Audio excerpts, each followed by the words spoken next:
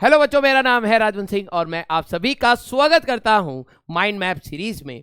आज हम लोग करने वाले हैं अपना एक बहुत बड़ा सा चैप्टर विच इज सेमीकंडक्टर्स, जिससे काफ़ी सारे क्वेश्चंस पूछे जाते हैं हर साल जेई में।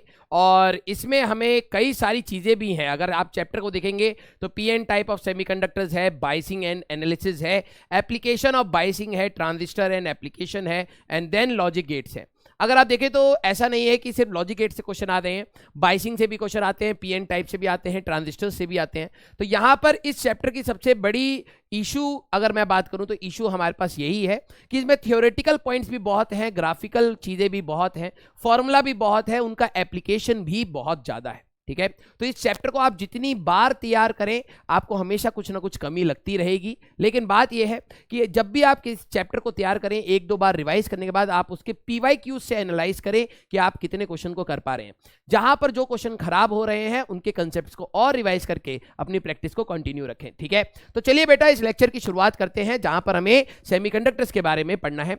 तो इस चैप्टर को शुरू करने से पहले अगर आपने सेमीकंडक्टर पढ़ रखा है तभी आपको बेनिफिट होगा कि आप कुछ मेन पॉइंट्स को ध्यान से रिवाइज कर पाएंगे। ठीक है, तो सबसे पहला आता है हमारे पास एनर्जी बैंड थ्योरी। इसमें हम लोगों ने बात करी थी, कभी भी कोई एक एटम की बात करें तो उसमें सारे जो शेल्स होते हैं उनकी एनर्जी फिक्स होती है, डिस्क्रीट होती है। लेकिन जब भी एक आइसोलेटेड एटम कभी भी एक बॉन्ड बनाता है तो बॉन्ड बनाते समय आउटर शेल्स की एनर्जी में हमारे पास फ्लक्चुएशंस होती हैं, चेंजेस होते हैं, तो वहां पर हमारे पास बनते हैं एनर्जी बैंड। दो टाइप के एनर्जी बैंड होते थे, एक होता था हमारे पास कंडक्शन बैंड और दूसरा होता था हमारे पास valence band. Valence band lower energy पर होता है, कंडक्शन बैंड हायर एनर्जी पर होता है। जितने भी आपके वैलेंस इलेक्ट्रॉन्स हैं वो सारे के सारे कहां पर होते हैं? आपके वैलेंस बैंड में।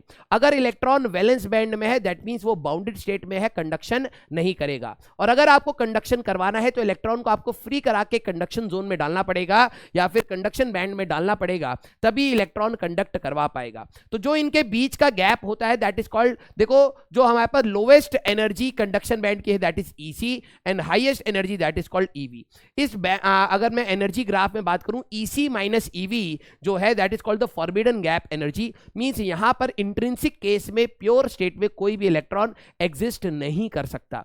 That is also called forbidden energy gap या energy band gap. Band gap नहीं, बैंड गैप, डी आएगा यहां पर। बहुत सारी चीजें लिखी होती है तो कई बार छोटी मोटी चीजें छूट जाती हैं। ठीक है, तो जो ईजी है, बैंड गैप एनर्जी है, वो हर मटेरियल का हमारे पास अलग होता है।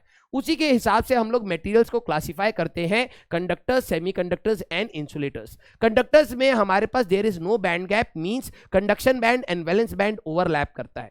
इसका मतलब यह है कि जो इलेक्ट्रॉन बॉन्ड बना के बैठा हुआ है वो साइमल्टेनियसली फ्री भी है कंडक्शन कराने के लिए। तो conduction band and valence band overlap, electron in valence band can conduct simultaneously. Semiconductors की बात करें तो एक ऐसे मटेरियल्स जिनके अंदर ये बैंड गैप हमारे पास 1 इलेक्ट्रॉन वोल्ट के आसपास होता है उनको हम लोग कहते हैं सेमीकंडक्टर। जैसे सिलिकॉन के केस में अगर आप बात करें तो 0.7 का होता है और जर्मेनियम के केस में हमारे पास 1.1 का, हमारे पास सिलिकॉन के केस में 1.1 इलेक्ट्रॉन वोल्ट का होता है और जर्मेनियम के केस में 0.7 इलेक्ट्रॉन वोल्ट का ये गैप हमारे पास होता है। ठीक है, तो सिलिकॉन का 1.1, जर्मेनियम का 0.7।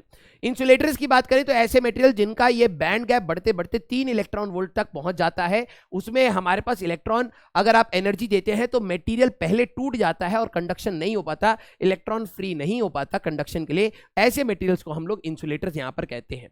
अब बात आती है, जरा हम लोग सेमीकंडक्टर्स का चैप्टर पढ़ रहे हैं तो ऑब्वियस सी बात है सेमीकंडक्टर्स के बारे में एक बार देख ले कि अगर हमारे पास सेमीकंडक्टर्स को आप यहां पे जो भी आपका इलेक्ट्रॉन होता है आप उसको एनर्जी देते हैं तभी वो हमारे पास फ्री होता है। तो जैसे जैसे आप ध्यान से देखें, आप उसको एनर्जी देते हैं तो इलेक्ट्रॉन एंड होल पेयर्स हमारे पास बनते हैं, मतलब इलेक्ट्रॉन फ्री होते हैं। कंडक्टर्स के अंदर जो फ्री चार्ज कैरियर डेंसिटी होती है वो कांस्टेंट होता है, एन। आपने रेजिस्टेंस का फॉर्मूला करंट इलेक्ट्रिसिटी में पढ़ा होगा, ml/ne² टाउ इंटू ए। एन होता था हमारे पास number of free electrons per unit volume और टाउ होता था रिलैक्सेशन टाइम, कोलिजन के बीच का हमारे पास एवरेज टाइम। सेमीकंडक्टर्स के केस में जब आप उनको हीट करते हैं तो इलेक्ट्रॉन्स भी फ्री होते हैं तो एन बढ़ता है और रिलैक्सेशन टाइम हमारे पास कम होता है। तो इन दोनों का जो प्रोडक्ट है रेजिस्टेंस में which is inversely proportional to N into tau, overall N into tau की वैल्यू बढ़ जाती है बिकॉज इसमें जो फ्री कैरियर्स बढ़ते हैं वो ज्यादा होते हैं। इसी की वजह से जब आप टेम्परेचर बढ़ाते हैं तो सेमीकंडक्टर का ये ग्राफ डिक्रीजिंग होता है। याद रखना ये क्वेश्चन 2 या 3 बार पूछा भी जा चुका है। ठीक है, ये एफसीसी स्ट्रक्चर होल्ड करते हैं, ग्रुप 14 के एलिमेंट्स होते हैं हमारे पास 0 केल्विन पर ये इंसुलेटर ही बिहेव करते हैं। क्यों? क्योंकि आपने इलेक्ट्रॉन को एनर्जी नहीं दी है जिससे ये फ्री हो पाए। ठीक है, at room temperature electron jump to conduction zone और थोड़ा बहुत ये कंडक्शन पॉसिबल होता है। ठीक है, चला जाए अगले पेज पर।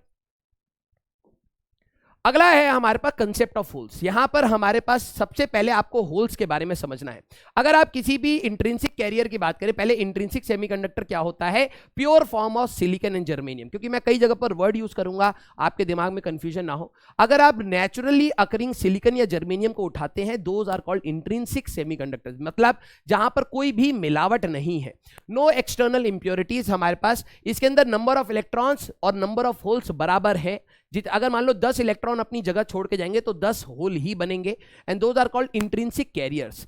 एक मास एक्शन लॉ होता है, Ni का square is equal to Ne into NH। ये बहुत इंपॉर्टेंट फॉर्मूला है। जिस प्रकार आपकी रिफ्रैक्टिव इंडेक्स, रेजिस्टिविटी, कुछ बेसिक प्रॉपर्टी मटेरियल की हमेशा सेम रहती है। कहने का मतलब अगर मैं कॉपर का छोटा सा पार्ट ले लूं या कॉपर का बड़ा सा पार्ट ले लूं, दोनों की रेजिस्टिविटी सेम होगी, दोनों का डेंसिटी सेम होगा, मास अलग हो सकता है, प्रोपोर्शन, क्योंकि आप बड़ा वॉल्यूम ले रहे हो तो मास अलग होगा, हमारे पास रेजिस्टेंस अलग होगा, क्योंकि रेजिस्टेंस लेंथ और एरिया पर भी डिपेंड करता है, राइट। तो कुछ ऐसी प्रॉपर्टीज होती हैं जो मटेरियल की अपनी खास प्रॉपर्टी होती हैं। आप छोटा मटेरियल लो, बड़ा मटेरियल लो, फर्क नहीं पड़ता। आयरन की रेजिस्टिविटी और कॉपर की रेजिस्टिविटी अलग है, लेकिन एक छोटे आयरन का पीस और एक बड़े आयरन का पीस की रेजिस्टिविटी सेम होगी। वैसे ही हमारे पास इंट्रिंसिक कैरियर डेंसिटी Ni, अगर हम लोग बात करें एक मटेरियल के लिए, Ni का जो स्क्वायर है वो हमेशा कांस्टेंट रहता है। क्लियर? तो कंसेप्ट ऑफ होल्स के बारे में बात करते हैं। अगर मान लीजिए आप अपनी कुर्सी पर बैठे हैं, ठीक है, एक क्लासरूम है, उसमें 10 बच्चे 10 कुर्सी पर बैठे हैं, हर इलेक्ट्रॉन को आप बच्चे के जैसे समझिएगा और जो हर कुर्सी है उसको एज अ होल के जैसे समझिएगा। अगर एक इलेक्ट्रॉन अपनी जगह पर है, मतलब एक बच्चा अपनी सीट पर है, तो वो मिनिमम एनर्जी की स्टेट में है, राइट।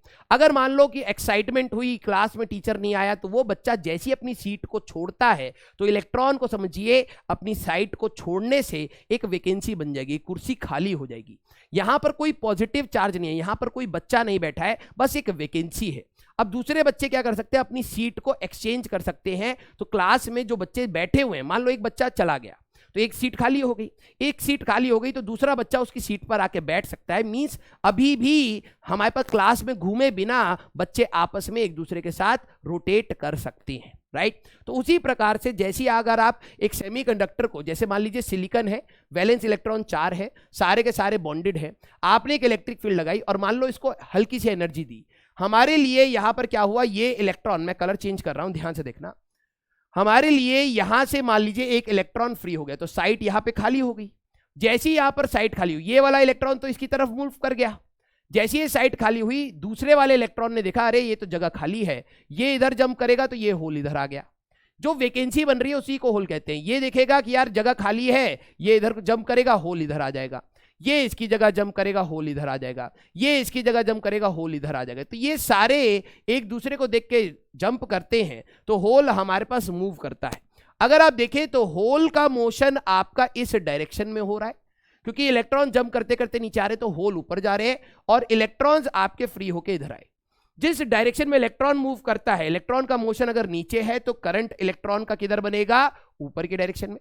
तो इसमें एक करंट है IE और कुछ इलेक्ट्रॉन्स होल्स की वजह से मूव कर रहे हैं। जैसे देखिए इलेक्ट्रॉन ये हॉप कर करके नीचे आ रहे हैं तो होल हमारे पास ऊपर है, तो एक्चुअली में जिस डायरेक्शन में इलेक्ट्रॉन मूव करते हैं उसी के अपोजिट करंट बनता है। तो होल की वजह से भी एक करंट हमारे पास बनता है IH। तो होल का मोशन हमारे पास ऊपर है तो करंट भी होल का ऊपर की डायरेक्शन में ही बनेगा। तो जो टोटल करंट होता है एक सेमीकंडक्टर में वो दोनों की वजह से होता है। एक इलेक्ट्रॉनिक करंट भी होता है, एक होल करंट भी हमारे पास होता है। ये मिसिंग इलेक्ट्रॉन है लैटिस में, एक्ट एज पॉजिटिव कैरियर। ये एक्चुअली में पॉजिटिव नहीं है, ये एक करंट बनाता है which is denoted by IH, hole current कहते हैं। Mobility is less than electron, इसका मतलब क्या है? जो फ्री इलेक्ट्रॉन है वो आसानी से मूव कर सकता है और होल धीरे धीरे धीरे धीरे मूव करता है। इसलिए हम कहते हैं कि होल की मोबिलिटी कम है, धीरे धीरे मूव करता है, राइट। और हमारे पास इफेक्टिव मास इज मोर, जो भारी होता है वो धीरे धीरे चलता है। इसीलिए हम कहते हैं जो ये इलेक्ट्रॉन है ये तो आसानी से मूव कर गया, लेकिन जो होल का मोशन है वो आपको कंपैरेटिवली धीरे धीरे दिखेगा, तो हम कहते हैं कहीं ना कहीं भारी है। इसीलिए इफेक्टिव मास, एक्चुअल मास नहीं, मास तो है ही नहीं वहां पर, effective mass is more than electron, no physical charge present on it, वहां कोई भी चार्ज नहीं होता है। कुछ बच्चे इसको पॉजिटिव चार्ज कह देते हैं, एक्चुअली में आप इसको वैकेंसी बोले तो ज्यादा बेटर है। इंट्रिंसिक के बारे में हम लोगों ने बात करी थी, बस बात यह है इंट्रिंसिक सेमीकंडक्टर का सबसे बड़ा नुकसान यह है कि ना ही इसमें ज्यादा मात्रा में इलेक्ट्रॉन है, ना ही इसमें ज्यादा मात्रा में होल्स होते हैं, कम मात्रा में होते हैं। डिफेक्ट्स की वजह से हमारे पास कुछ इलेक्ट्रॉन और कुछ होल्स इसमें पहले से बने हुए होते हैं। अब बात यह है कि अगर हमें इनमें करंट बनाना है तो हमें कैरियर्स बढ़ाने पड़ेंगे, तो हम लोग क्या करते हैं, डोपिंग। डोपिंग हमारे पास क्या होती है, बाहर से अगर आप कोई एक्सटर्नल इंप्योरिटी, कोई एक ऐसी चीज डाल दें जिससे आप कुछ पर्टिकुलर फिजिकल प्रॉपर्टीज को इनहेंस कर पाए अपने फायदे के लिए, दैट इज कॉल्ड डोपिंग। जब भी आप डोपिंग करते हैं तो कुछ कंडीशंस हमारे पास हैं, जैसे मान लो सिलिकॉन का स्ट्रक्चर है, इसमें मेरे को कोई एक एक्सटर्नल इंप्योरिटी डालनी है, तो ऐसा नहीं है कि मैं बहुत बड़ा एटम डाल दूंगा कि लैटिस डिस्टॉर्ट हो जाए, हमें एटम का साइज सिमिलर रखना है। दूसरी बात, जब भी आप डोपिंग करेंगे एटम उन्हीं साइट्स पर जाके बैठे जहां पर सिलिकॉन पहले से था। फिर तीसरी बात, ऐसा भी नहीं होना चाहिए कि आपने बाहर से जो चीज मिलाई है वो बहुत ज्यादा मात्रा में है तो हमारे पास मटेरियल ही चेंज हो जाएगा, राइट। तो सिमिलर साइज होना चाहिए, नो डिस्ट्रीब्यूशन, इक्वल डिस्ट्रीब्यूशन हमारे पास यहां पर, लो कंसंट्रेशन, सिमिलर साइज।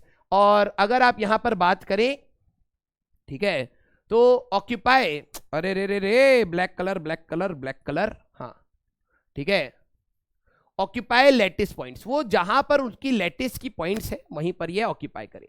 अब हम लोग जब डोपिंग करते हैं तो दो टाइप की डोपिंग होती है, ध्यान से सुनना, अगर आपने चैप्टर पढ़ा है तो रिकॉल कर पाएंगे सारे पॉइंट्स को। एक होता है पी टाइप की डोपिंग और एक होता है हमारे पास n type doping.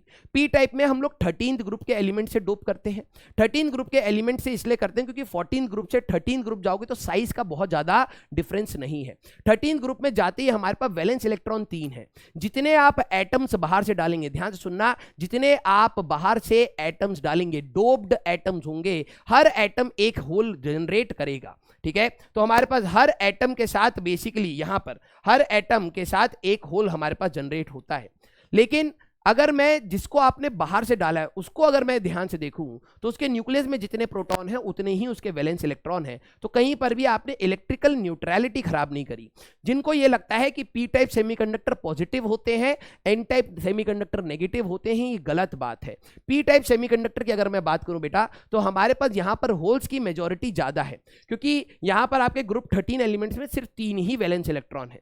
Where as N type semiconductor की बात करें तो आप 15th ग्रुप से डोपिंग करते हैं। और आपको भी पता है कि अगर आप एक ग्रुप में हमारे पास जाते हैं, ठीक है, ग्रुप या आपका जो पीरियड होता है, इस डायरेक्शन में जाने पर आपका साइज डिक्रीज होता रहता है, ज्यादा डिफरेंस नहीं होता। 14 से 15 जाओगे तो सिमिलर साइज, 14 से 13 जाओगे तो आपको सिमिलर साइज मिलेंगे। अब यहां पर क्या होता है, हर एक एटम एक इलेक्ट्रॉन को कंट्रीब्यूट करता है, फ्री इलेक्ट्रॉन देता है फॉर कंडक्शन, क्लियर। तो ये भी इलेक्ट्रिकल न्यूट्रलिटी ही मेंटेन रखते हैं। इसमें नंबर ऑफ इलेक्ट्रॉन्स ज्यादा मात्रा में होते हैं, इसके अंदर नंबर ऑफ होल्स ज्यादा मात्रा में होते हैं। जब भी करंट बनेगा तो इसका इलेक्ट्रॉनिक करंट ज्यादा मात्रा में बनेगा, इसमें हमारे पास होल करंट ज्यादा मात्रा में बनेगा। यहां पे दो टर्म्स आ जाते हैं, मेजॉरिटी एंड माइनॉरिटी। मेजॉरिटी आपको नाम से पता लग रहा है जो ज्यादा मात्रा में है, और माइनॉरिटी जो हमारे पास कम मात्रा में है। अगर आप एन टाइप की बात करें तो इसमें इलेक्ट्रॉन ज्यादा है, तो इनमें मेजॉरिटी कैरियर्स इलेक्ट्रॉन है, माइनॉरिटी कैरियर्स हमारे पास होल्स है। सर हमने डोपिंग तो एन टाइप में 15 से करी, तो होल्स कहां से आ गए? आपने सॉलिड स्टेट में पढ़ा होगा कि मटेरियल में डिफेक्ट्स ऑल टाइम रहते हैं, फ्रैंकल डिफेक्ट, शॉर्ट के डिफेक्ट, बहुत सारे टाइप के डिफेक्ट्स होते हैं। उसी प्रकार जरूरी नहीं है कि आपका हर इलेक्ट्रॉन अपनी लैटिस जो भी उसकी पॉइंट है वहीं पर हो। कुछ डिफेक्ट्स ऑटोमेटिकली अपने आप पहले से ही होते हैं, उनकी वजह से इसके अंदर कम मात्रा में होल्स हमेशा रहते हैं।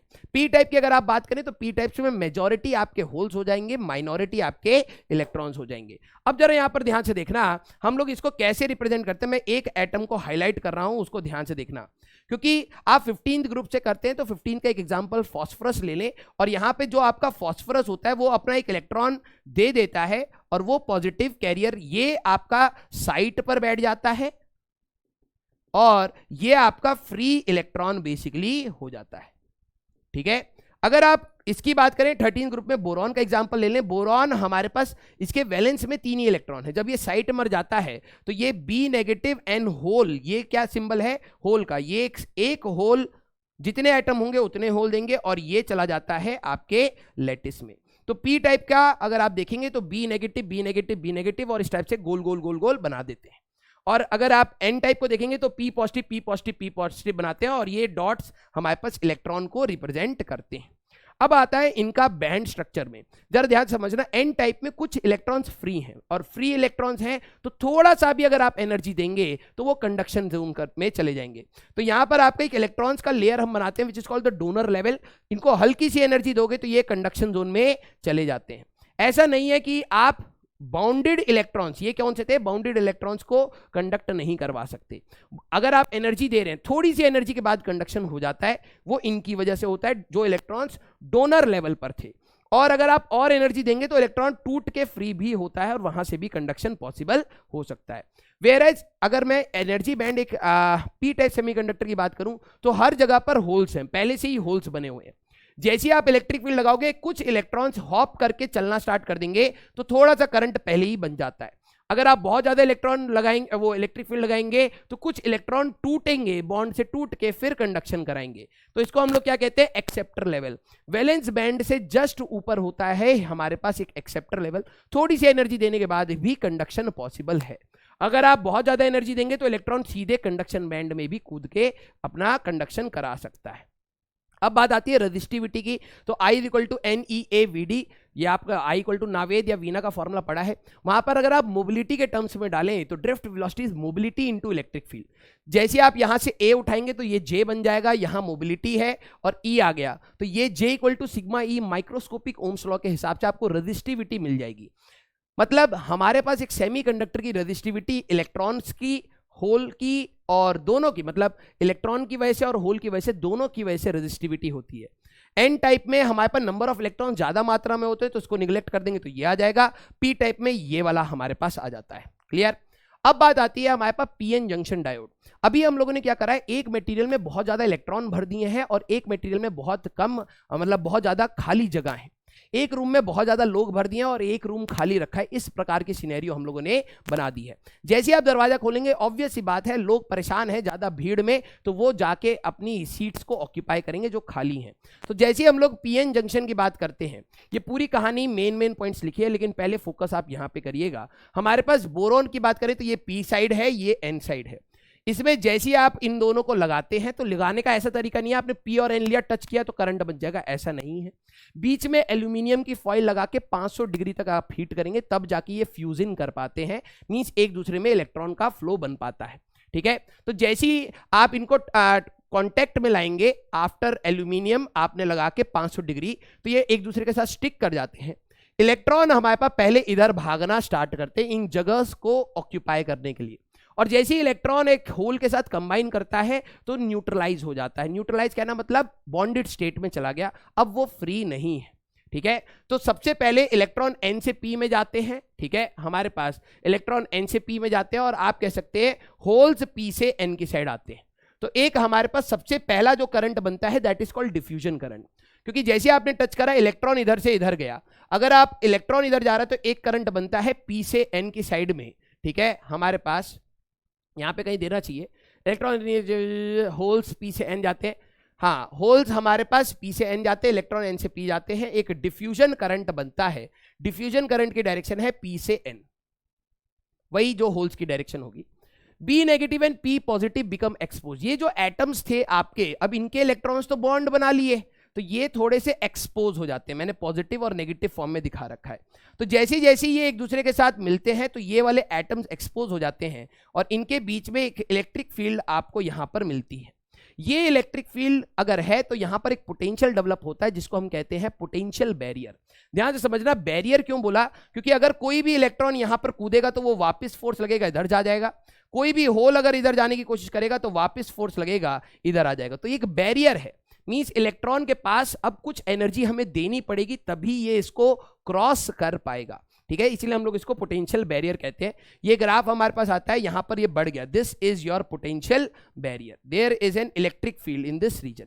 जो ये रीजन है जहां पर हमारे पास इलेक्ट्रिक फील्ड है इसको हम लोग डिप्लीशन लेयर भी कहते हैं या डिप्लीशन रीजन भी हम लोग कहते हैं। ध्यान से सुनना बेटा। इसके बाद करंट खत्म क्यों हुआ? जैसे आपका डिफ्यूजन बना P से N, अच्छा यहां दिखा रखा है P से N डिफ्यूजन करंट है, थोड़ी देर के बाद ये एटम्स एक्सपोज हो जाते हैं तो एक इलेक्ट्रिक फील्ड बनती है पॉजिटिव से नेगेटिव। कोई भी इलेक्ट्रॉन, जरा ध्यान समझना, कोई भी इलेक्ट्रॉन जब इधर जाएगा तो इलेक्ट्रॉन पर फोर्स किधर लगेगा? वापस की डायरेक्शन में। तो करंट अगर इलेक्ट्रॉन इधर जा रहा है तो करंट किधर बनता है? ड्रिफ्ट। हम लोग एक टर्म यूज करते थे करंट इलेक्ट्रिसिटी में कि जैसे आप स्विच बंद करते हैं तो कंडक्टर में इलेक्ट्रिक फील्ड आती है और इलेक्ट्रॉन चलना स्टार्ट करता है, उसको हम कहते थे ड्रिफ्ट, राइट। इसीलिए यहां पर भी वही टर्म लिया, इलेक्ट्रिक फील्ड के अंदर ये इलेक्ट्रॉन वापस N की तरफ मूव करेंगे, होल वापस P की तरफ मूव करेंगे, इसलिए हम इसको कहते हैं ड्रिफ्ट करंट। जो पहले आपका डिफ्यूजन करंट बन रहा था, अब ड्रिफ्ट करंट उसको अपोज करके टोटल करंट जीरो कर देता है, ठीक है। तो हमारे पास अब ये सारे पॉइंट्स हम लोगों ने बता दिए कि come backs and that is I drift, और एक पोटेंशियल बैरियर बन गया। अब बात ये थी कि हमने थोड़ी देर के लिए तो करंट बनाया, लेकिन हमें एक कॉन्टिन्यूस करंट बनाने के लिए हमें बाइसिंग करनी पड़ती है। तो फॉर कंडक्शन हम लोग बाइसिंग करते हैं, और बाइसिंग होता क्या है? Application of external voltage. जब आप बाहर से कोई बैटरी को लगा देते हैं उसको हम लोग कहते हैं बाइसिंग। दो प्रकार की बाइसिंग होती है, एक फॉरवर्ड बाइसिंग एंड एक रिवर्स बाइसिंग। आपको कभी भी डायोड का सिंबल अगर देखना हो तो ये इस प्रकार से मिलेगा, ये एक ट्राइंगल और एक लाइन।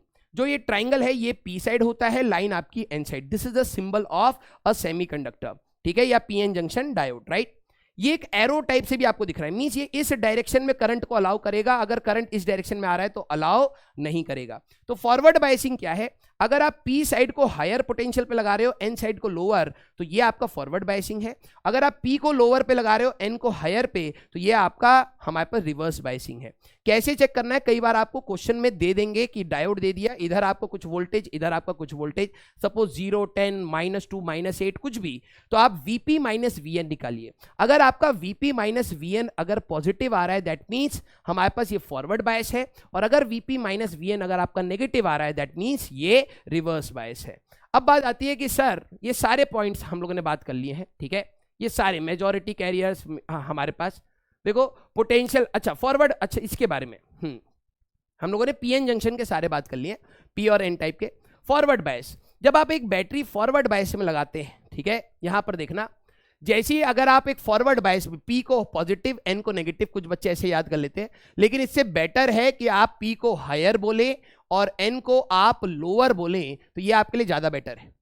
और P को लोअर और N को अगर आप हायर बोल रहे हैं तो ये आपके लिए ज्यादा बेटर है रिवर्स बायस में। ये this is your reverse bias and this is your forward bias. ध्यान से सुनना बेटा, जैसे आप एक डायोड को फॉरवर्ड बायस करते हैं, P टाइप्स में थे हमारे पास होल्स और N टाइप्स में थे हमारे पास इलेक्ट्रॉन्स। तो अगर आप इसको हायर पोटेंशियल लगाते हैं तो होल्स इस साइड आने की कोशिश करते हैं, इलेक्ट्रॉन्स इस साइड आने की कोशिश करते हैं, आपका डिप्लीशन लेयर कम हो जाता है। लेकिन अगर आप रिवर्स बायस करेंगे तो P टाइप्स में आपके थे होल्स और N टाइप्स में थे आपके इलेक्ट्रॉन्स। अगर आपने नेगेटिव यहां लगा दिया है तो ये इधर के और इधर की डायरेक्शन में शिफ्ट हो जाते हैं, डिप्लीशन लेयर आपका बढ़ जाता है। इसमें हाई रेजिस्टेंस ऑफर होएगा और यहां पर आपका फॉरवर्ड बायस में कम रेजिस्टेंस ऑफर होता है। जब फॉरवर्ड बायस की बात करते हैं तो इसमें करंट जो बनता है मिली एम्पेयर का ऑर्डर का बनता है, इसमें रिवर्स बायस में माइक्रो एम्पेयर या नैनो एम्पेयर के ऑर्डर का बनता है। यहां पर जब आपका करंट बनता है, जैसे समझना यहां पे होल इधर जाएंगे, इलेक्ट्रॉन इधर जाएंगे, तो समझिए P से होल गए, N से इलेक्ट्रॉन गए, तो इसमें मेजॉरिटी कैरियर्स जो भी करंट बनता है वो मेजॉरिटी कैरियर्स की वजह से होता है। यहां पे लिखा होगा, ये बहुत इंपॉर्टेंट लाइन है। रिवर्स बायस में बात करें, सर P के तो सारे होल इधर आ गए, N के सारे इलेक्ट्रॉन इधर आ गए, तो करंट नहीं बनना चाहिए। लेकिन आप इस बात को भूल जाते हैं, P में कुछ इलेक्ट्रॉन भी थे और N में कुछ होल्स भी थे, माइनॉरिटी थे लेकिन थे। ये इस नेगेटिव से रिपेल करके इधर आते हैं, ये इस पॉजिटिव से रिपेल करके इधर आते हैं। तो रिवर्स बायसिंग में जो हमारे पास करंट बनता है that is mainly because of the minority carriers, ठीक है। तो हमारे पास इनके कैरेक्टरिस्टिक ग्राफ्स आपसे पूछे जा सकते हैं, जरा इस चीज को समझना। कैरेक्टरिस्टिक ग्राफ में हमारे पास किस प्रकार से होता है कि अगर आप डायोड को फॉरवर्ड बायस लगाते हैं, कुछ वोल्टेज तक ये करंट फ्लो नहीं कराता, that is called knee voltage. क्या कहते हैं इसको? नी voltage. Knee voltage is the voltage opposed by the diode. एक डायोड फॉरवर्ड बायस में कितना वोल्टेज को अपोज करेगा उसके बाद ही करंट बनाने देगा, that is called the knee voltage. तो ये आपको याद रखना है। सिलिकॉन के केस में हमारे पास 0.7 होता है, यहां कहीं अगर मेंशन नहीं है, ठीक है। ये तो ब्रेकडाउन रिवर्स का है हमारे पास, कहीं मेंशन नहीं है। तो सिलिकॉन के केस में आपके लिए 0.7 का होता है और जर्मेनियम के केस में 0.3 होता है। प्लीज इसको बैंड गैप एनर्जी से कंफ्यूज मत करना। बैंड गैप एनर्जी में सिलिकॉन का तो सर 1.1 था, ये पोटेंशियल है, that is band gap energy, that is totally different, right. तो हमारे पास एक पर्टिकुलर वोल्टेज के बाद ही करंट बनना स्टार्ट होता है, that is called knee voltage. कुछ देर तक ये लीनियर रहता है, फिर उसके बाद ये एक्सपोनेंशियल ग्रोथ मारता है, ठीक है। तो फॉरवर्ड कैरेक्टरिस्टिक। रिवर्स कैरेक्टरिस्टिक में करंट आपका थोड़ा सा कांस्टेंट बनता रहता है, माइनॉरिटी कैरियर्स की वजह से करंट बनता है, कांस्टेंट रहता है। दिस इज कॉल्ड हमारे पास रिवर्स सैचुरेशन करंट। इसके अंदर माइनॉरिटी की वजह से जो थोड़ा सा करंट बन रहा है, that is called reverse saturation current. एक ब्रेकडाउन वोल्टेज ऐसा वोल्टेज होता है जिसपे एब्रप्ट हमारे पास चार्ज कैरियर्स बन जाते हैं और करंट अचानक से बढ़ने लगता है, that is called your breakdown voltage. Clear. उसमें हमारे पास जीनर एंड एवलांच हमारे पास आएगा। सिंबल की बात कर ली है, हमारे पास फॉरवर्ड बायस, रिवर्स बायस की बात कर ली है। अब बात आता है ब्रेकडाउन के बारे में। There are two type of breakdown in a diode, ठीक है। एक होता है, मैं एग्जांपल दूं, जैसे मान लो एनटीए ने अभी आपको एक न्यूज दी, तो जिन लोगों ने न्यूज पढ़ी, ध्यान से सुनना, जिन लोगों ने न्यूज पढ़ी वो सारे पैनिक हो गए, इधर उधर भागने लग गए, टीचर के पास, दोस्तों के पास, मम्मी के पास, पापा के पास। कुछ बच्चे अपना रूम बंद करके पढ़ रहे थे, उनको फर्क नहीं पड़ता एनटीए कौन सी डेट दे, कल टेस्ट देना है, ले लो हमारे से, खत्म करो बस बवाल। कुछ ऐसे बच्चे थे जिनको अगर आप बोले तो दूसरे बच्चों ने बताया तो पैनिक हुआ, और कुछ बच्चे ऐसे थे जो डायरेक्टली पैनिक में आ गए, ठीक है। जीनर ब्रेकडाउन की अगर मैं बात करूं तो जीनर ब्रेकडाउन हमारे पास एक ऐसा नेगेटिव वोल्टेज है जिस पर आपके जो डिप्लीशन लेयर के अंदर जो बॉन्ड्स हैं वो टूटने लग जाएं और एब्रप्ट हमारे पास चार्ज कैरियर्स बन जाएं, that is called Zener breakdown. Avalanche breakdown क्या है कि हमारे पास कुछ डायोड्स में जो पीएन जंक्शन है लाइटली डूप होता है। क्या होता है? लाइटली डूप। उसमें बहुत ज्यादा चार्ज कैरियर्स हमारे पास नहीं है, लेकिन उनका डिप्लीशन लेयर ज्यादा होने की वजह से वो जो थोड़ा सा भी जो चार्ज गया वो इलेक्ट्रिक फील्ड में और स्पीड अप होके दूसरों से जब टकराता है तो ज्यादा चार्जेस निकालता है। एवलांच मतलब आपने सुना होगा, पहाड़ पे से एक पत्थर गिरना स्टार्ट होता है तो पूरा का पूरा मलबा नीचे आता है, दैट इज कॉल्ड एवलांच। तो एवलांच ब्रेकडाउन में here covalent bonds of the depletion layer are broken by collision of minorities which acquire high kinetic energy from high electric field of very high reverse bias voltage. और ये क्या है? Where covalent bond of the depletion layer itself break due to high electric field and high reverse bias voltage. ये हमारे पास high doping वाले reason में होता है, ये लो डूपिंग में, ठीक है। लो डूपिंग में होता क्या है, थोड़े बहुत निकले, लेकिन डिप्लीशन लेयर ज्यादा बड़ा होने की वजह से स्पीड अप ज्यादा हो जाते हैं, इसकी वजह से होता है। तो ये have a thick depletion layer, they have a thin depletion layer. इसमें परमानेंट डैमेज हो जाता है, डज नॉट डैमेज, और इसमें हमारे पास डिवाइस परमानेंट डैमेज बेसिकली होता है। अब बात आती है क्वेश्चंस हमारे पास डायोड्स में किस प्रकार से पूछे जाते हैं। अगर आप क्वेश्चंस की बात करें तो सारा का सारा एनालिसिस आपको क्लास में भी बताया जाता है, लेकिन फिर से मैं आपको बता दूं भाई, देखो हमारे पास दो टाइप के क्वेश्चन आ सकते हैं। डायोड या तो रियल होगा या तो आइडियल होगा। आइडियल डायोड सिंपल केसेस होते हैं जिसमें आपको ना ही नी वोल्टेज देंगे, ना ही फॉरवर्ड रेजिस्टेंस देंगे, ना ही रिवर्स रेजिस्टेंस देंगे, ठीक है। हमारे पास रियल डायोड में आपको फॉरवर्ड रेजिस्टेंस भी दे सकते हैं, रिवर्स रेजिस्टेंस भी दे सकते हैं, और नी वोल्टेज भी दे सकते हैं। जैसे अगर मेरे पास आइडियल डायोड है, ठीक है, डायोड हमारे पास इन रिवर्स बायस, एक हेडिंग मिट गई है, behaviour of diode in forward bias and reverse bias, यहां था एक्चुअली में, ठीक है, ये था। अब बिहेवियर ऑफ डायोड की बात करें, मान लीजिए आपके पास एक डायोड है, आप सबसे पहले चेक करेंगे फॉरवर्ड है या रिवर्स। तो हाई पॉजिटिव पी की साइड है और लोअर पोटेंशियल एन की साइड है, तो ये फॉरवर्ड बायस है। अगर क्वेश्चन में जर्मेनियम या सिलिकॉन दे दिया तो वो हो सकता है नी वोल्टेज ना दें, तो आपको याद होने चाहिए, ठीक है। तो अगर आपका ये आइडियल ये डायोड है, देखो आपका कैरेक्टरिस्टिक कर्व में देखें तो एक पर्टिकुलर वोल्टेज तक ये अपोज करता था, and this is your knee voltage. कुछ देरी तक ये लीनियर रहता था, तो आप कह सकते हैं ओम्स लॉ वैलिड हो जाता है, ऑल्दो ये नॉन ओमिक रेजिस्टेंसेस में काउंट होते हैं, राइट। तो आप यहां पर क्या कर सकते हैं, अगर इसका फॉरवर्ड रेजिस्टेंस भी दे रखा है, नी वोल्टेज भी दे रखा है, तो आप इसको एक बैटरी से बनाएंगे विच इज वी नी, और एक रेजिस्टेंस रिप्लेस कर देंगे। अगर आप इस सर्किट में देखें तो ये करंट इधर बनाना चाहता है, ये करंट इधर बनाना चाहता है, दोनों एक दूसरे को अपोज कर रहे हैं। नेट वोल्टेज की अगर आप बात करें, नेट वोल्टेज की अगर आप बात करें, वी एक्सटर्नल माइनस वी नी डिवाइडेड बाय रेजिस्टेंस, ये इसके अंदर का करंट होगा। अगर मान लीजिए इस केसेस में हमारे पास special case, if forward bias V knee is not given और neither it is mention silicon और जर्मेनियम, तो आपको बैटरी लेने की जरूरत नहीं है, आप उसको बस शॉर्ट वायर के जैसे रिप्लेस कर दें, ठीक है, आपका डायोड शॉर्ट वायर से हो जाएगा क्योंकि वो करंट को अलाउ करेगा। सर रेजिस्टेंस अगर दे रखा है तो ले लेना, नहीं दे रखा है मत लेना। डायोड अगर रिवर्स बायस है, सबसे पहले चेक करेंगे कि आपका पी और एन, ठीक है, तो पी को आपने लोअर से लगाया है हमारे पास, अरे इंक खत्म हो गई क्या, हैंग हो गया क्या ये? हाँ इंक नहीं खत्म हुई ठीक है, पी और एन की अगर बात करें तो ये नेगेटिव है, ये नेगेटिव है, पी को आपने लोअर से लगाया है, एन को आपने हायर से लगाया है, तो दिस इज रिवर्स बायस। इसमें आपके जनरली दो केसेस हो सकते हैं। दो केसेस में अगर मैं बात करूं, या तो रिवर्स रेजिस्टेंस दिया होगा बहुत ज्यादा होगा, मेगा ओम्स के ऑर्डर में, या फिर अगर नहीं दिया तो आप ये माने कि ये इन्फानाइट रेजिस्टेंस देगा, करंट फ्लो नहीं होने देगा, तो यहां पर आपका डायोड ओपन सर्किट के फॉर्म में रिप्लेस हो जाएगा।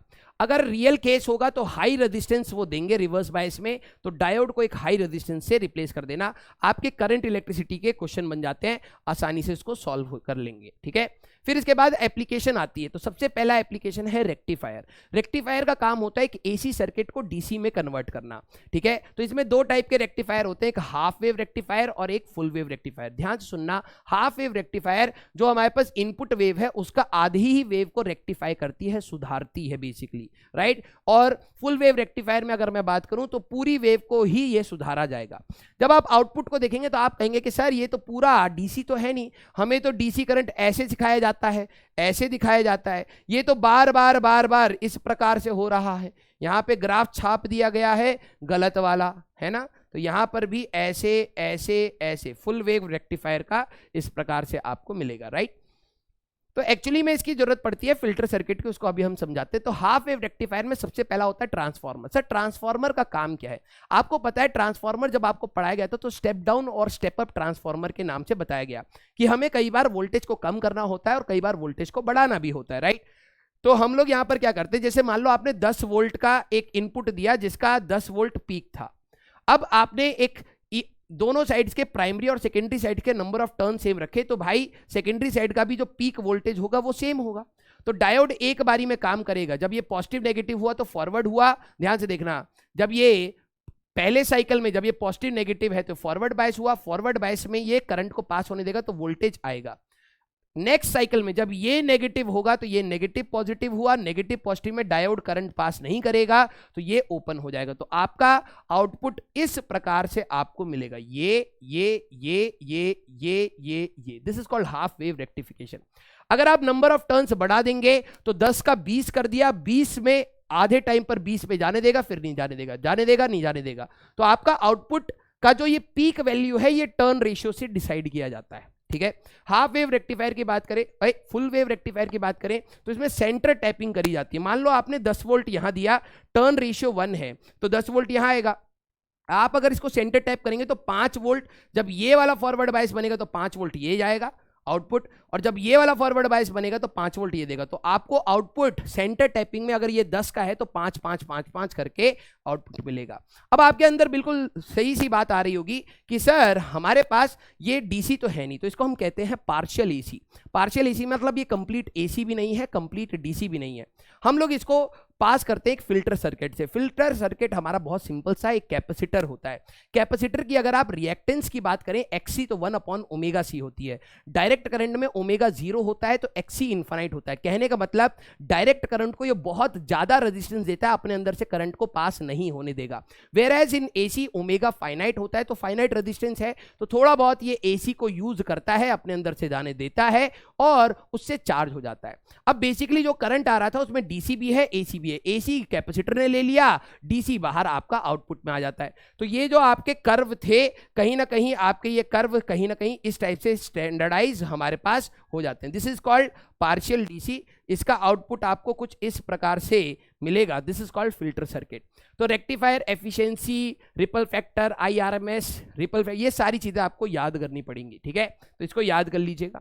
अब आती है अदर एप्लीकेशन, इस पे भी क्वेश्चंस पूछे गए हैं। लाइट एमिटिंग डायोड, जो हम लोगों ने पीएन जंक्शन बनाया था, एक्चुअली में समझिए ड्रिफ्ट करंट आने के बाद खत्म हो गया था, करंट नहीं बन रहा था।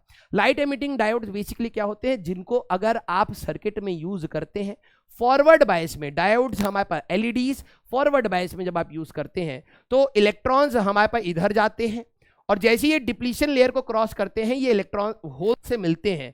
देखो भाई हमारे पास फ्री इलेक्ट्रॉन के पास ज्यादा एनर्जी है, जैसे ही वो होल से मिलेगा तो स्टेबलाइज हो जाएगा, और स्टेबलाइज होते ही हमारे पास इलेक्ट्रॉन इसमें से एनर्जी निकलती है। तो ये एनर्जी जो हमारे पास निकल रही है रेडिएशन के फॉर्म में, ये जब विजिबल रेंज में पड़ने लगती है तो आपको इनके अंदर से एक विजिबल लाइट आते हुए दिखाई देगी, जिनको हम लोग लाइट एमिटिंग डायोड्स में यूज करते हैं। तो इसका सिंबल हमारे पास ऐसे है। तो आप फॉरवर्ड बायस में यूज करेंगे, होल्स और इलेक्ट्रॉन को पुश करेंगे कि वो मिले, और जैसे ही मिलेंगे तो एनर्जी एमिट होगी, that is called LED. Photo diode, क्योंकि सभी जगह में लाइट लाइट लाइट आती है तो कई बच्चे कंफ्यूज हो जाते हैं। फोटो डायोड का काम याद करना लाइट डिटेक्शन का है।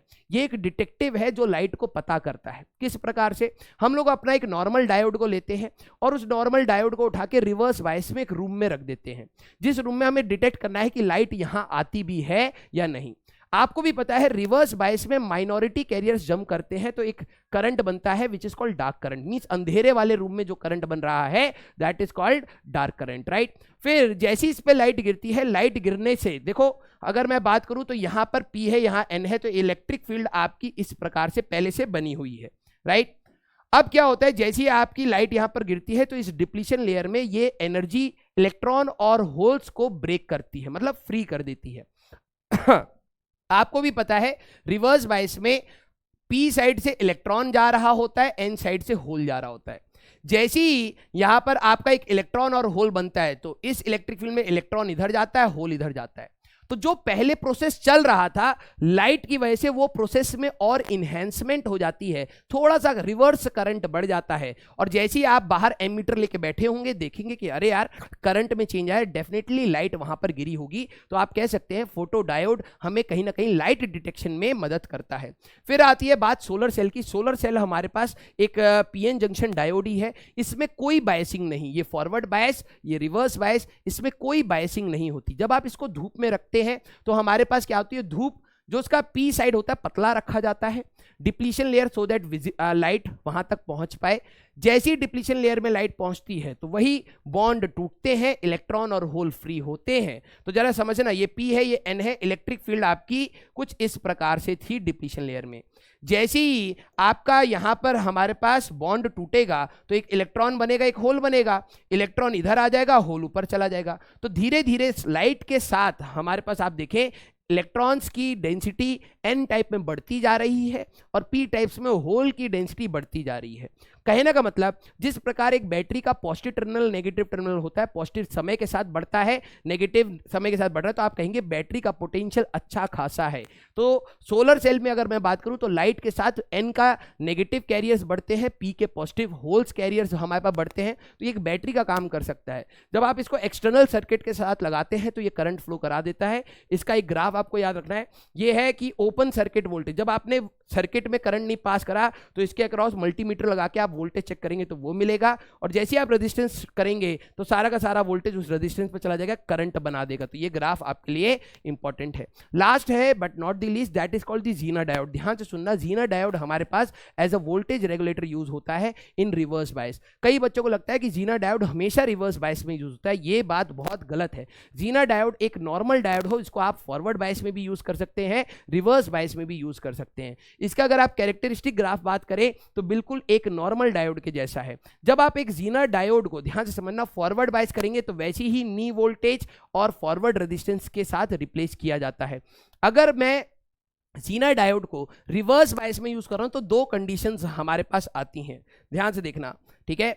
आपका जीनर डायोड का सिंबल इस प्रकार से होता है। हो सकता है आप ऐसा वोल्टेज लगा रहे हो जो जीनर वोल्टेज से कम हो, या फिर एक ऐसा वोल्टेज लगा रहे हो जो जीनर वोल्टेज से ज्यादा हो। तो दो कैटेगरी आती है रिवर्स बायस में।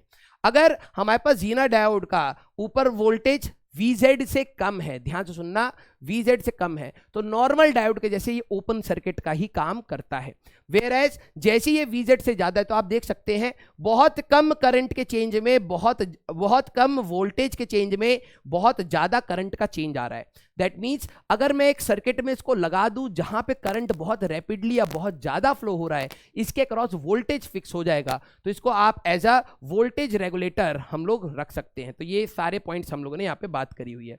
तो इसका फॉरवर्ड एंड रिवर्स बायस में हम किस प्रकार से लगाते हैं ध्यान से देखना। फॉरवर्ड बायस में नॉर्मल डायोड ही है, P को आपने पॉजिटिव, N को नेगेटिव, तो आप इसको एक बैटरी से रिप्लेस करेंगे which is equal to Vni, तो नेट वोल्टेज आएगा V external minus Vni divide by both the resistance, right. और अगर आपको जीरो डायोड सिलिकॉन का बोला है तो 0.7 लेंगे, जर्मेनियम का बोला है तो 0.3 आप लेंगे, राइट। और अगर हमारे पास आइडियल है, कोई बात नहीं करी, ना ही सिलिकॉन जर्मेनियम ना फॉरवर्ड रेजिस्टेंस की, और आपने देखा जो जीरो डायोड आपका फॉरवर्ड बायस है तो आप शॉर्ट वायर के जैसे रख देंगे, जो करंट आएगा V external by R external आपको मिल जाएगा। रिवर्स बायस के केसेस हमारे लिए इंपॉर्टेंट है, क्यों? क्योंकि आपके सिलेबस में as a voltage regulator use करवाया जाता है। वोल्टेज रेगुलेटर का केस आपको वहां पर समझना है, जब आपने वोल्टेज लगाई है मोर देन VZ, ध्यान से समझिए इसके कैरेक्टरिस्टिक। यहां से अगर मैं बात करूं, जब आप इस पे कोई वोल्टेज लगा रहे हो मोर देन VZ, तो करंट बहुत रैपिडली चेंज हो सकता है, लेकिन VZ ज्यादा चेंज नहीं होता, that's why it can be used as a voltage regulator. ये आपको स्कूल में भी लिखना है। तो जरा यहां पर देखना, केस 1 है, अगर आपका external voltage is less then VZ, तो नॉर्मल डायोड में अगर हाई रेजिस्टेंस दे रखा है तो लेंगे, अदरवाइज ओपन सर्किट कर देंगे।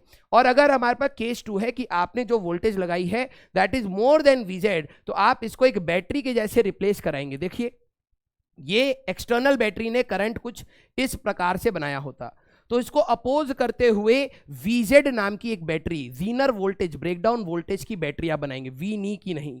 फॉरवर्ड बायस में Vni, रिवर्स बायस में VZ, वो भी कब? जब VZ, सांस चढ़ गई, जब V is greater than VZ, right. तो हमारे पास ये दोनों बैटरीज एक दूसरे को अपोज कर रही हैं, तो V external minus VZ divide by जो भी आपका रेजिस्टेंस रहेगा। अब बात आती है हमारे पास ट्रांजिस्टर्स की।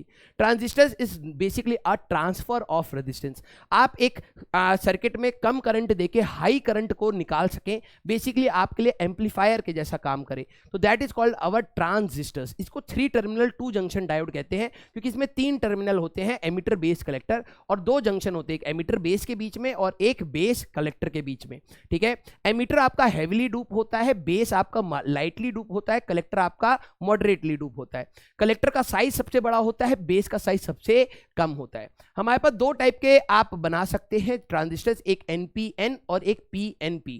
याद रखिएगा कि अगर मान लीजिए आपने PNP बनाया, तो P और N किसी भी ट्रांजिस्टर को काम कराने के लिए इनपुट साइड को आप फॉरवर्ड बायस करेंगे। जैसे आप फॉरवर्ड बायस करेंगे तो P के जो इतने भी होल्स हैं वो हमारे पास इस साइड N बेस में जाते हैं। बेस को लाइटली डूप रखने का मेन पर्पस ये है क्योंकि उसके अंदर नंबर ऑफ, देखो Pn बेस का N टाइप है, और N टाइप में अगर हमारे पास मात्रा कम रहेगी N की, तो जो एटम इलेक्ट्रॉन और होल का कॉम्बिनेशन है वो भी कम होगा। तो हमारे पास ये होल्स यहां पर जाके कुछ बच जाते हैं, ठीक है। और ये इसको हम लोग एक्टिव करने के लिए रिवर्स बायस, दूसरे साइड को रिवर्स बायस कर देते हैं। सर ये क्यों किया जाता है? क्योंकि अगर आपको याद हो, रिवर्स बायस में माइनॉरिटी कैरियर्स ही हमारे पास जंप करते हैं।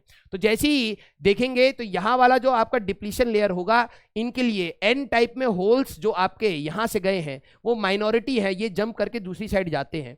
इन दोनों में बात करें, PNP की बात करें या NPN की बात करें, IE is equal to IB plus IC हमेशा रहता है। तो ये रिलेशन आपके लिए बहुत इंपॉर्टेंट है। अगर मैंने कहीं ना कहीं ये डायग्राम वाइज दिखा दिया है, IE is equal to IB plus IC हमेशा रहता है। बेस करंट, क्योंकि बेस में डूपिंग बहुत कम होती है, तो जो भी बेस करंट होता है वो बहुत कम बनता है। तो हम लोग अगर ध्यान से समझे, base current is approximately 5% of IE and collector current is approximately 95% of IE। Majority current collector में चला जाता है। अगर मैं बेस को अपना इनपुट बना लूं और कलेक्टर को आउटपुट बना लूं, तो जरा ये समझना, मैंने इस क्रिचॉफ के हिसाब से, अगर मैं 100 एम्पेयर ये है, 1 एम्पेयर मैंने यहां पर देखा, 99 इधर चला गया। अगर मैं 1 से 2 करूंगा तो ये 99 से 198 बेसिकली हो जाएगा, ये 200 हो जाएगा। सबको 2 गुना करो, तो बेसिकली मैंने करंट कितना बढ़ाया, 1 एम्पेयर से 2 एम्पेयर। वहां करंट कितना बढ़ गया हमारे पास, 99 से 198, सर ट्वाइस ही तो हुआ। अरे भाई कितना ज्यादा करंट, 2 एम्पेयर से आप कितना ज्यादा करंट बना सकते हो। पहली बात तो एम्प्लीफिकेशन आ गई हमारे पास, और दूसरी बात आप ध्यान से देखें कि बेस को इनपुट साइड रखना हमारे लिए फायदेमंद हो गया। क्लियर? तो कभी भी अगर आपके सर्किट्स होते हैं, ध्यान से रखना, इसमें 2 टाइप के नाम होते हैं, कॉमन बेस, कॉमन एमीटर। हमारे सिलेबस में कॉमन एमीटर ज्यादा यूज्ड है। क्यों? क्योंकि जब आप एमीटर को कॉमन रखेंगे इनपुट और आउटपुट साइड में, बेस आपका, कलेक्टर हमेशा आउटपुट रहेगा। याद रखना कि आपका जो कलेक्टर होता है हमेशा आपका आउटपुट रहेगा। जो जिसके साथ आपका वर्ड हो गया कॉमन, वो कॉमन हो जाएगा इनपुट एंड आउटपुट दोनों के लिए। बचा कुचा जो भी आपका है, देखे कॉमन बेस में बेस कॉमन हो गया, कॉमन एमीटर में एमीटर कॉमन हो गया, कलेक्टर हमेशा आउटपुट है, तो बेस एमीटर इनपुट हो गया और यहां पर बेस इनपुट हो गया। जब बेस इनपुट है तभी हमारे लिए फायदेमंद है, क्योंकि यहां पर गेन आपको ज्यादा मिलता है। आप 1 एम्पेयर देंगे 99 एम्पेयर आएगा, 99 टाइम्स ऑफ ग्रोथ आपको बेसिकली मिल रहा होगा। याद रखना कि हमारे पास जो आउटपुट साइड होता है, कभी भी किसी ट्रांजिस्टर को काम कराने के लिए हम लोग आउटपुट साइड को रिवर्स बायस रखते हैं और इनपुट साइड को हमेशा फॉरवर्ड बायस रखते हैं, तभी हमारे पास ये एक एक्टिव रीजन में जा पाता है। ठीक है, अब जरा यहां पर इसका एप्लीकेशन की बात करते हैं। ये सारे पॉइंट्स मैंने वही बताया कि emitter base reverse by forward bias, collector base आपका रिवर्स बायस, तभी एक्टिव में होगा। अगर आप उल्टा कर दें तो इनवर्स एक्टिव हम कहते हैं, दोनों को रिवर्स कर दें तो कट ऑफ हो जाता है, और एक को फॉरवर्ड एक को फॉरवर्ड, दोनों को फॉरवर्ड कर दें तो सैचुरेशन रीजन होता है। किसी भी ट्रांजिस्टर को वर्क कराने के लिए आपको एक्टिव जोन में रखना है, तो ये वाली चीज आपसे कई बार पूछी जाती है। अब बात आती है कि ये हमारे पास एम्पलीफायर का काम कैसे करता है। जरा ध्यान से समझना कि आपका मान लीजिए कॉमन एमिटर एक ट्रांजिस्टर है, आपने जरा ये समझना हमारे पास NPN है, तो ये N है, ये P है, ये N है। फॉरवर्ड बायस करने के लिए P को आपने पॉजिटिव से कनेक्ट कर रखा है, रिवर्स बायस करने के लिए N को आपने पॉजिटिव से कनेक्ट कर रखा है, राइट। तो जैसे अगर आप यहाँ पे एक ऑल्टरनेटिंग सोर्स लगाते हैं फर्स्ट साइकिल में, तो ये P साइड का देखो फॉरवर्ड बायस इसका इंक्रीज करेगा, पी टाइप को जितना ही हाई पोटेंशियल मिलेगा उतना ही फॉरवर्ड बायस है, राइट। तो ये पॉजिटिव है, फर्स्ट साइकिल जैसे ही इसका आता है तो ये हायर फॉरवर्ड बायस होता है, फॉरवर्ड बायस होते IB बढ़ता है, IB बढ़ता है तो IC बढ़ता है, IC बढ़ते ही आपका ये वाला वैल्यू बढ़ते ही जो नेट आउटपुट वोल्टेज है ये वाला VCC minus ICRC output voltage आपका कम होना स्टार्ट होता है। तो ये एक अपोजिट फेज का, अगर बात करें, ये एक अपोजिट फेज का आपको एम्प्लीफिकेशन बेसिकली देता है। सर ये बढ़ क्यों गया? बढ़ इसलिए गया क्योंकि आपने इनपुट साइड में IB था, आउटपुट साइड में आपका IC है, IC is very much greater than IB, तो इसलिए हमारे पास जो यहाँ पे वेरिएशन आता है ज्यादा आता है। कॉमन बेस की बात करें तो कॉमन बेस में बढ़ा हुआ ऐसी मिलेगा, फेज डिफरेंस फाई की बात करें तो आपको 0 मिलेगा, और कॉमन एमीटर में अगर आप बात करें, ठीक है, कॉमन एमीटर कॉमन बेस का आउटपुट इस प्रकार से आपको मिलता है और कॉमन एमीटर का आउटपुट आपको उल्टा मिलता है। तो ये भी पूछा जाता है फेज शिफ्ट कितना हो जाता है, तो याद रखना हमारे पास कॉमन एमीटर में कुछ इस प्रकार से, अच्छा सही तो बना हुआ था हमारे पास, राइट, कुछ इस प्रकार से हमारे पास रहता है। ठीक है, अब हम बात कर लेते हैं एक बार स्विच की। हमारे पास अगर मान लीजिए कॉमन एमीटर है, ध्यान से देखना, फॉरवर्ड बायस कराने के लिए आपको फॉरवर्ड बायस होने के लिए इसका जो वोल्टेज आप अप्लाई करें इज ग्रेटर देन V नी होगा, तभी काम करेगा ये पूरा ट्रांजिस्टर। मान लो मैं 0.7 वोल्ट से कम करता हूं, 0.7 वोल्ट से कम करूंगा तो इनपुट करंट नहीं है, इनपुट करंट नहीं है तो IC नहीं है, IC नहीं है तो आउटपुट वोल्टेज एक फिक्स आ रहा होता है। जैसे ही हमारे पास, ध्यान से समझना, मैंने जो इनपुट वोल्टेज यहां पर दिया, इनपुट वोल्टेज 0.7 के आसपास का देना जैसे ही स्टार्ट किया तो IB आपका आएगा, IB आएगा तो IC आएगा, IC आएगा तो वोल्टेज आपका ड्रॉप करना स्टार्ट करता है। ठीक है, और अगर मैं इसको बहुत ज्यादा फॉरवर्ड बायस कर दूंगा तो IC सेचुरेट हो जाएगा, IC सेचुरेट हो जाएगा तो आउटपुट आपका सेचुरेट आउट करके कम में ऐसे हो जाएगा, इसलिए इसको कहते हैं सेचुरेशन रीजन। इसमें ये काम करना स्टार्ट किया था एक्टिव रीजन, और 0.7 वोल्ट से आप कम दे रहे हो तो काम ही नहीं कर रहा था कट ऑफ रीजन। सर ये स्विच के काम कैसे हो गया? भाई देखो, स्विच आप खुद कंट्रोल करते हो कि आपके डिवाइस को क्या वोल्टेज मिलना चाहिए। अब बेसिकली इनपुट साइड पे मैं डिसाइड कर रहा हूं कि मैं 0.7 वोल्ट से ज्यादा इनपुट दूं या 0.7 वोल्ट से कम इनपुट दूं, मैं उसके हिसाब से आउटपुट वोल्टेज मिलेगा या नहीं मिलेगा डिसाइड कर रहा हूं, that's why it is called switch, right. कभी भी किसी ट्रांसफर कैरेक्टरिस्टिक की अगर मैं बात करूं तो ट्रांसफर कैरेक्टरिस्टिक में जब भी आप इनपुट रेजिस्टेंस की बात करेंगे तो input voltage divide by input current basically करना है, आउटपुट रेजिस्टेंस की बात करेंगे तो output voltage divide by output current करना है। Current gain is always output by input हमारे पास होता है। अब जरा देखना, क्योंकि हमारे पास देखो आउटपुट और इनपुट एक दूसरे से रिलेटेड है, अगर मैं इनपुट करंट चेंज करूंगा तो आउटपुट करंट चेंज होगा। तो हमारे पास इनपुट रेजिस्टेंस लिखते समय अगर आप बात करें तो आउटपुट वोल्टेज आपका कांस्टेंट होना चाहिए, और आउटपुट रेजिस्टेंस की बात करेंगे तो इनपुट करंट आपका कांस्टेंट होना चाहिए। यहां पर आपका इनपुट करंट आपका कांस्टेंट होना चाहिए। ठीक है, तो ये हमारे पास कॉमन एमीटर और कॉमन बेस के कुछ फॉर्मूले हैं। मैं गेन के बारे में बता रहा हूं, इसके बाद तो पावर और वोल्टेज के आपको फॉर्मूले लिखने हैं। कॉमन बेस की अगर आप बात करेंगे तो कलेक्टर आउटपुट है, एमीटर इनपुट है। तो जरा ध्यान से समझना, गेन क्या होगा, IC बाय IE, है ना। कॉमन एमीटर में एमीटर बीच में, कलेक्टर इधर है, बेस इधर है, अगर इसके गेन की बात करें तो IC बाय IB इस टाइप से होगा, सिंपल सी बात। अगर चेंज इन करंट की बात है तो delta IC by delta I, delta IC by delta IB। याद कैसे करना है, किसको अल्फा कहते हैं, किसको बीटा कहते हैं। कॉमन बेस में अगर आप देखें, ठीक है, कॉमन बेस में अल्फा होगा, बी की जगह अल्फा, इसमें बीटा नहीं होता, ऐसे याद रखो। कॉमन बेस में बी आ रहा है, बी की जगह बी में बीटा नहीं होता, इसको अल्फा से डिनोट करते हैं, इसको हम लोग बीटा से डिनोट करते हैं। अब वही है, वोल्टेज गेन की बात करेंगे तो output voltage by input voltage, current gain की बात करेंगे output current by input current के लॉजिक से हमारे पास चलता है, वही अल्फा बीटा में आपको रिलेशन आ जाएगा। ठीक है, हमारे पास एक मिनट तो हमारे पास यहां पर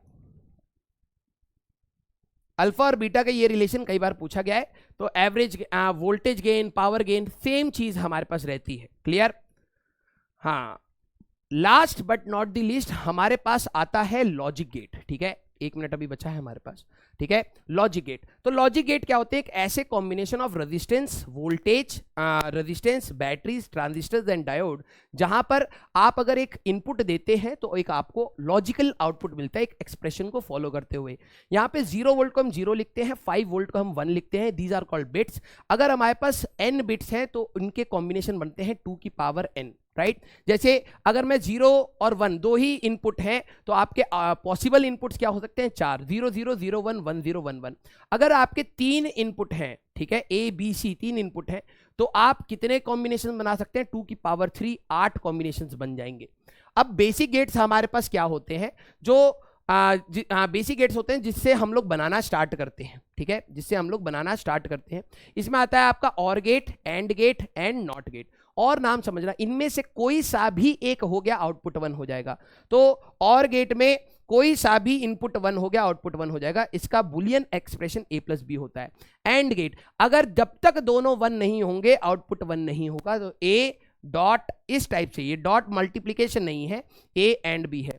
नॉट गेट, जो भी दोगे उसका उल्टा कर दिया जाएगा, तो A 0 का 1 1 का 0। इन दोनों के कॉम्बिनेशन से बनता है NAND gate and NOR gate. NAND gate हमारे पास जो एंड गेट था इसका उल्टा मिलेगा, तो 1 1 1 0 आपको मिल जाएगा। और नॉर गेट आपका होता है और प्लस नॉट, तो 0 1 1 था तो 1 0 0 0 इस प्रकार से आपको मिल जाएगा। इनके ऊपर एक बार लगा दिया जाता है, राइट। हमारे पास कुछ आइडेंटिटीज हैं जो आपको ध्यान रखनी है, लेकिन इससे ज्यादा इंपॉर्टेंट है आपका डी मॉर्गन्स लॉ।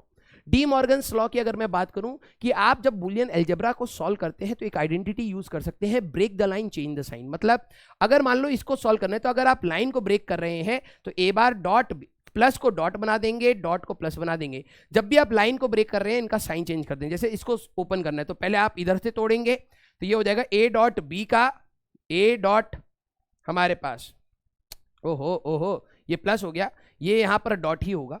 ठीक है, और ये हमारे पास डॉट होगा। जैसे ही आप इसको तोड़ेंगे तो ये ए बार प्लस बी बार प्लस सी बार कुछ इस प्रकार से आपको मिलेगा। ठीक है, इन आइडेंटिटीज में बस आप ये वाली आइडेंटिटी जरूर याद रखना, क्योंकि इसमें अगर आप ए को कॉमन ले लें 1 प्लस बी, 1 में कुछ भी अगर आप यहां पर जोड़ेंगे या तो 0 हो सकता है या तो 1 हो सकता है। अगर और की बात करें, और ऑप्शन में क्या होता है, कोई सा भी अगर 1 हो गया तो आउटपुट 1 है, तो यहां पर ये हमेशा ए आता है। तो ये वाली आइडेंटिटी कई जगह पर आपको मिलेगी, तो इसका ध्यान रखना है। ठीक है, इसमें ए का अगर आप डबल कॉम्प्लीमेंट कर देंगे तो आपको ए मिलेगा, ए इंटू ए बार, एक 1 है तो दूसरा 0 है, तो आउटपुट हमेशा 0। A plus A bar is always 1।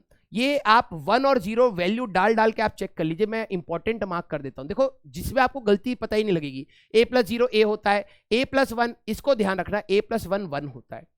अगर आप यहां 0 कर देंगे तो 1 plus 0 is 1, 1 plus 1 is also 1। 1 plus मतलब और 1 आप इनपुट दे रहे हैं और में, तो आउटपुट आपको 1 ही मिलेगा।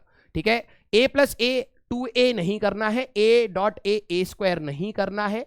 और हमारे पास ये 2-3 प्रॉपर्टीज का ध्यान रखना है। जो रिसेंट ईयर में लास्ट चीज है, जो रिसेंट ईयर में जो डायोड ज्यादा पूछे गए हैं, that is our XOR gate and XNOR gate. XOR gate हमारे पास होते हैं एक्सक्लूसिवली, और जब दोनों में से कोई एक 1 होगा तभी आउटपुट 1 होगा, अदरवाइज जीरो होगा। एक्सॉर गेट का जो एक्सप्रेशन है, सिंबल है, वो ऐसे बना के और गेट का जैसी सिंबल है उसमें एक एक्स्ट्रा लाइन और जोड़ दी जाती है। इसका बुलियन एक्सप्रेशन होता है ए bar B plus B bar ए। एक्सनॉर गेट, एक्सॉर गेट के साथ नॉट आप लगा दीजिए, इसका उल्टा कर दीजिए। जब इनमें से कोई सा एक 1 होगा तभी आउटपुट 0 होगा, अदरवाइज 1 होगा। तो एक्सनॉर गेट की आप बात करें 1001, अगर आप इसका कॉम्प्लीमेंट करेंगे तो आता है A B plus A bar B bar. तो यहां पर आके आपका ये चैप्टर खत्म होता है। तो आई होप आपको शायद बहुत सारी चीजें रिकॉल करने को मिली होंगी। अपन लोग मिलेंगे नेक्स्ट क्लास में। Till then tata bye bye, take care, पढ़ते रहिए, मचाते रहिए।